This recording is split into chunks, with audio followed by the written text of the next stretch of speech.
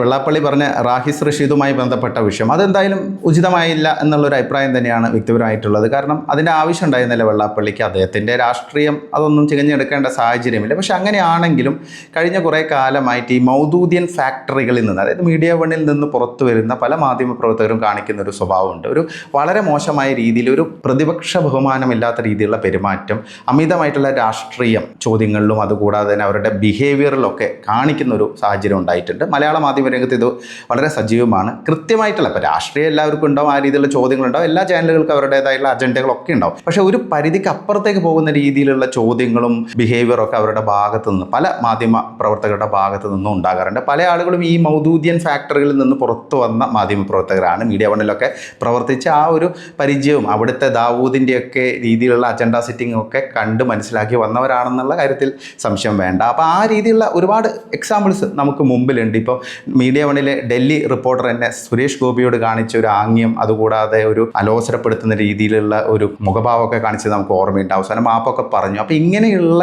ഒരു വിഷം വമിപ്പിക്കുന്ന രീതിയിലുള്ള ഒരു മാധ്യമ പ്രവർത്തനം നടത്തുന്നതിൽ ഇത്തരക്കാർക്കും വലിയൊരു പങ്കുണ്ട്. അപ്പോൾ വെള്ളാപ്പള്ളി പറഞ്ഞതിനോട് യോജിക്കുന്നില്ലെങ്കിൽ പോലും അദ്ദേഹം പറഞ്ഞ ചില കാര്യങ്ങൾ വസ്തുതാപരമാണെന്ന് തന്നെ വിലയിരുത്തേണ്ടി വരും.